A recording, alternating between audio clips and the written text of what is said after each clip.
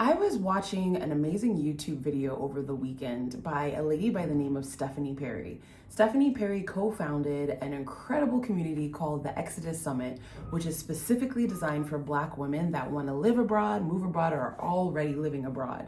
And in her video, she was talking about some really great tips about living abroad and things to be aware of.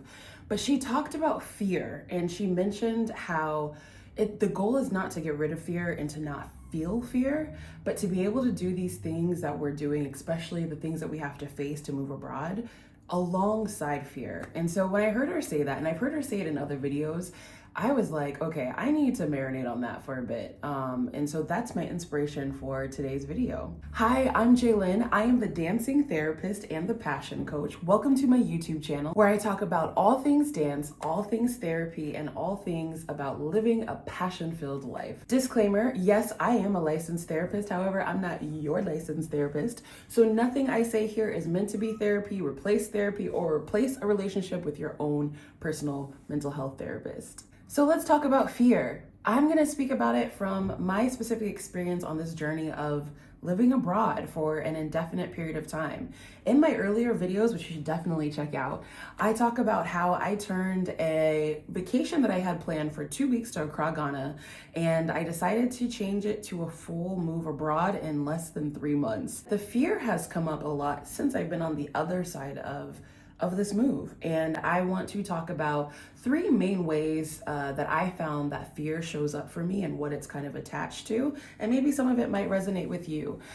So yeah, let's get into it. Let's get into fear. Who's like, yay? So the first way that I see that fear shows up and showed up for me in this process of moving abroad and being abroad is around really wanting a thing, like deeply wanting a thing, and then that fear of what if it doesn't work out. Just that aspect of not knowing paired with really wanting a thing, and where it overlaps of not sure if that thing is actually going to happen, but knowing that I deeply want it, I deeply need it, that brought up a lot of fear for me. And so recognizing where that's coming from allowed me to have a lot of compassion for myself and to really open up that space for just tending to myself and going through the process with a lot more tenderness.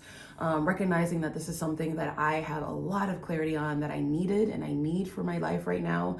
And understanding that the stakes are high and that the fear is coming from a place of recognizing how high those stakes are and how much I deeply need that. And so that's honestly a really beautiful place to be at, to recognize that there's something that you individually deeply need so powerfully and so much, and you're willing to take the risks that are involved in making it come to fruition because you care that much about yourself and you love yourself that much. So seeing the fear through that lens, not trying to change the fear, not trying to minimize the fear or package it up and throw it away, but being alongside that fear, the way that Stephanie Perry spoke about it in that lens, was really helpful and continues to be really helpful for me. I am still in Accra, Ghana, and I'm gonna be here for another, what is today's date? Another almost 2 months, just under 2 months. And then I'm transitioning into a new city that I've never been to before. And so as I was moving through the process of booking my Airbnbs and figuring out flight and figuring out, okay, what neighborhood do I wanna hone in on? I've never been there, so I don't have a personal lived experience with it. And leaning on my resources and my supports and my amazing community, I still felt a lot of fear. I recognize that I really need this, that I don't want to just stay here indefinitely, even though Ghana has been beautiful and great to me. I know that there's more that I need to explore for this part of my journey and this part of my process. And so being able to come to myself with compassion during this part of it and recognizing what the fear is tied to has been so helpful. So that's the first one, is the fear that's connected to recognizing that I so deeply want a thing, and I have the unknown aspects and that overlap of what if it doesn't happen. We got this though. The second way that fear shows up and has shown up for me in this process, I felt more during the process of leaving than I have since I've left. Since I've left, I feel like I've been really deeply affirmed by so many people that I've had in my community and that have been my supports, and then people that like I'm just now meeting and are offering a lot of support and affirmation, which I really appreciate. But before I left, it was around what will people think? Oh, That one, right? The fear of what will people think. I have known that the way things are right now in the country, I have had a deep sense and a deep feeling that this was going to happen 8 years ago. Now, that may sound like, girl, you didn't know before, but yeah, I did. And I'm gonna say that as a Black woman, and for us as Black women, we have a superpower of being able to know a thing well before a thing is a thing. And as I say that, and if you are a Black woman and you're listening to this, my guess is that you're going, because you know it's true. One of our superpowers, and we have many, one of our superpowers is our profound intuition. And I am not alone in having this feeling and this knowing so long ago that things were going to happen in the way that they are happening right now. There just was too many signs, too many patterns, too many things aligning. And so, yeah, I saw this coming. And 8 years ago, I, would say to a few colleagues, and, most would take it as a joke. I wasn't joking, I was serious. But I would say, I am filling out what my top 3 places would be to live if I were not in this country. And a few people I would go a little bit more in depth about and say, hey, I feel like things are going to, in the future, I don't know if it's in 4 years, if it's in 8 years, but in the near future, it's going to be a very different situation where I'm going to want another option. And at that point in time, people laughed. People thought I was joking. People told me I'm overreacting. People were like, you're being diabolical. People were like, oh girl, you need to calm down, or you need to change your perspective, or you can't live in fear, or just you just need to focus on what you're grateful for. Like really focus on that. Like you're living in a negative headspace. All of these messages, all of these things that kept being said to me over and over in different spaces. And, from people that care about me and overall, want my well-being to be well. But parroting propaganda that us as Black women, we often hear. And I do phrase it as that, not to be harsh, but because that is just the accuracy and the reality of it, that this messaging to us, especially as Black women, of, we need to doubt ourselves and we need to question our very deep sense of knowing, is by design. It's not a coincidence. It's not, just one individual person or a pocket full of people. Like, this was created by design hundreds of years ago. And so hearing those messages are not a surprise to me, but I also had to learn from 8 years ago all the way up through the process that I had to be very careful about who I shared certain information with at different parts of the journey, that I needed to be in a certain level of, okay, I feel the fear, but I also feel very grounded and rooted in my deep knowing and in my faith and in my conviction to take these next steps, more than the fear is, having the possibility of knocking me off track. And that was really important for me, to have that strategy and to be very intentional about that. Again, coming from a place like the previous reason of having this level of compassion for myself and recognizing that I feel this deep conviction and I also need to protect myself and protect this deep conviction and doing what I know I'm going to need to do for myself. As I got closer to my move abroad, this came up again when I was under that 3-month time frame of deciding, it's not going to be a 2-week vacation. I'm out, bye.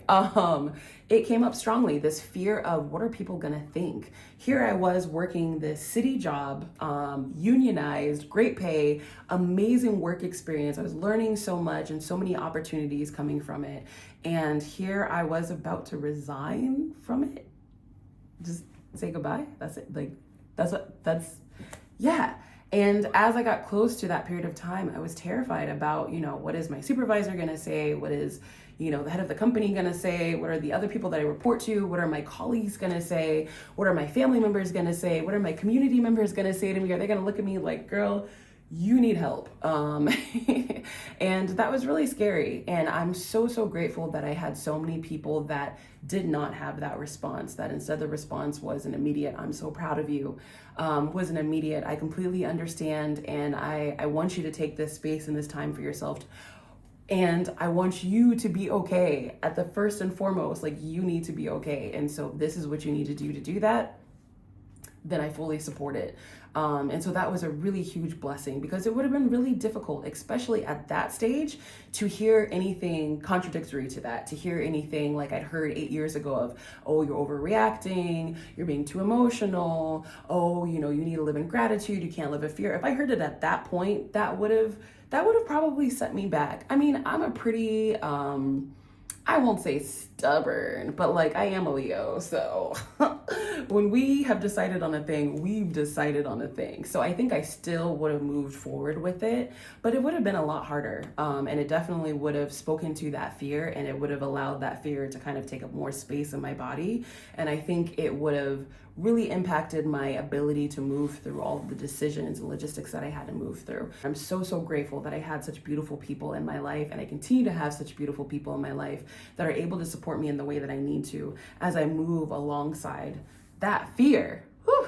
And then the third way that fear showed up for me as I prepared to move abroad, and still shows up for me now on the other side of things, is because we in danger, girl. Like, like fear is a survival response. Like fear is healthy. Like to feel fear, if there is a bear barreling towards me, fear is what's going to initiate a whole chain of reactions that's going to allow me to hopefully get to safety. So yeah, like I recognize that fear shows up because there is a very dangerous change of events, and a very dangerous change and tide of how control is being enacted, and the violent way in which that's showing up on so many fronts. And this has been less than a year. Yeah, there's a siren in the background, and it's fitting because we in danger. That was a really important, and continues to be a really important realization for me, because again, the messaging that I hear so often is that, oh, you're overreacting, and oh, you just got to put it into perspective. And recognizing that the fear that I feel and the urgency that I feel to not only be abroad, but to stay abroad for a period of time and have the ability to stay abroad as long as I feel I need to be safe, that is imperative, because there is a safety issue right now. And I think that that's becoming very apparent to more and more people. So now me saying that doesn't sound or elicit such a response of, oh, Jay, come on, you overreacting. I think now it elicits more of a response of, yeah, you're right, I felt that. But this is something that we as Black women have been saying. There are a huge chunk of us have been saying for a while. Like I said, I've been saying this 8 years ago. And so on one hand, I'm happy that more people are realizing that. It helps me because, now I'm not feeling like, am I the only one? No one else sees us. But also it's important for all of us to recognize where things are at so that we can make decisions and move accordingly.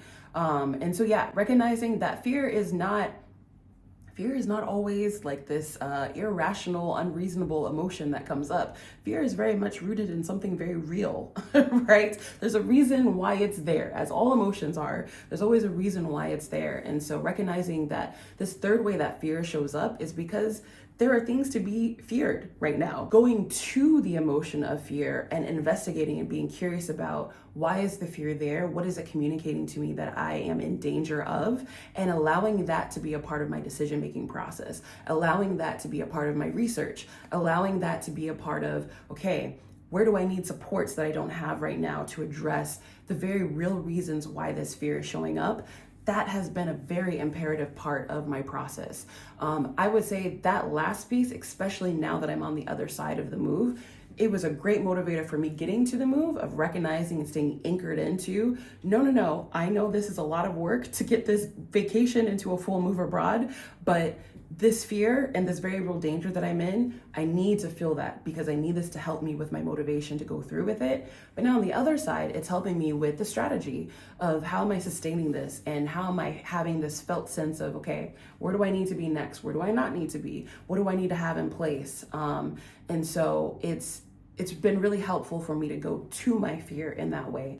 With the fear, as uncomfortable as it feels in my body, I'm really grateful that I have this space to really investigate it and to dive deeper and to understand it. And so this third one is important because, again, to the previous reasons, and like I was talking about how there is a vested propaganda in telling Black women that, you know, our responses, our anger, our intuition, our deep knowing, our gifts, our talents, our powers, that they don't exist, that it's not real.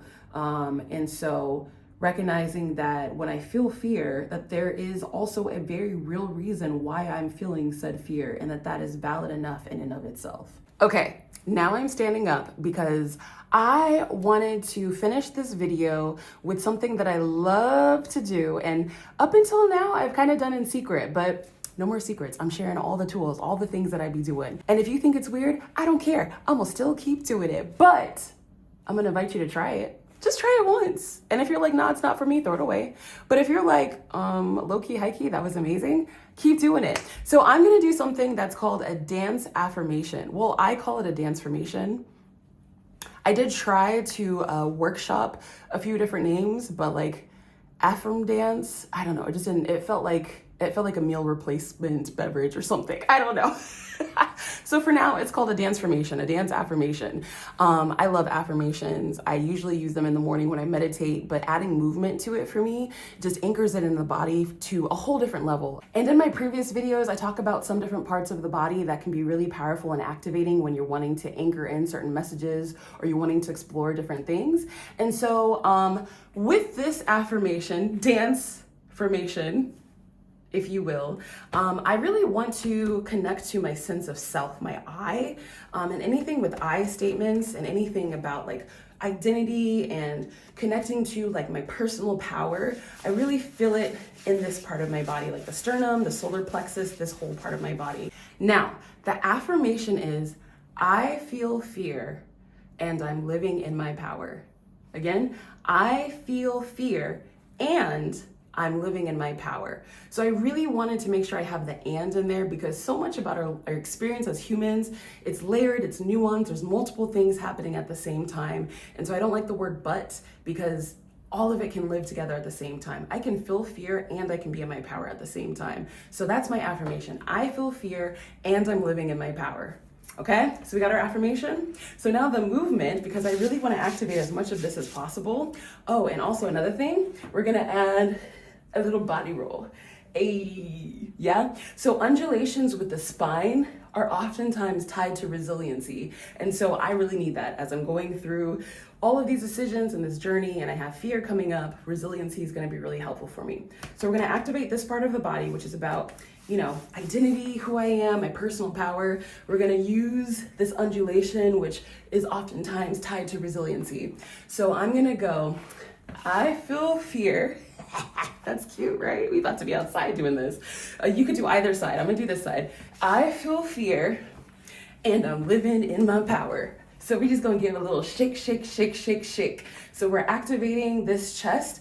That's what's initiating the movement. But then I'm also gonna get my hips moving in there as well. And in my last video, I talked about how when there are threats to things like our basic sense of safety, our basic needs, sometimes our hips can get very activated and there can be a lot of like tension, tightness, and sometimes even pain in this part of the body. And so I wanted to have the chest initiate the sense of self and I have power and I'm living in my power. And then I wanted to get my hips activated so that I'm shaking out some of that tension. Are you ready? Let's try it together. So it's I feel fear and I'm living in my power. And the movement is I feel fear and I'm living in my power. Other side.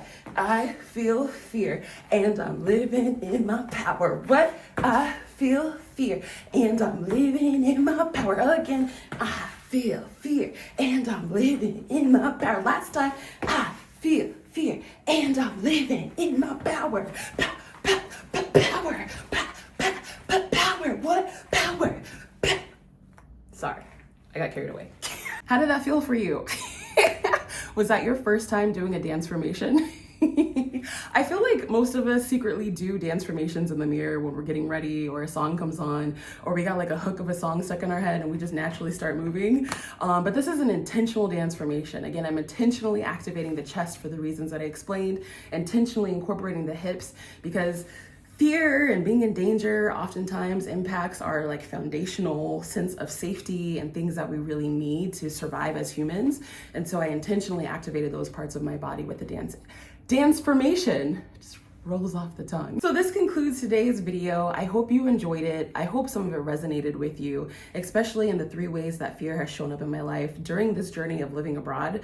I would love to hear from you what resonated, if there's anything that you've also experienced, or if you would like to share how fear has shown up in your own life.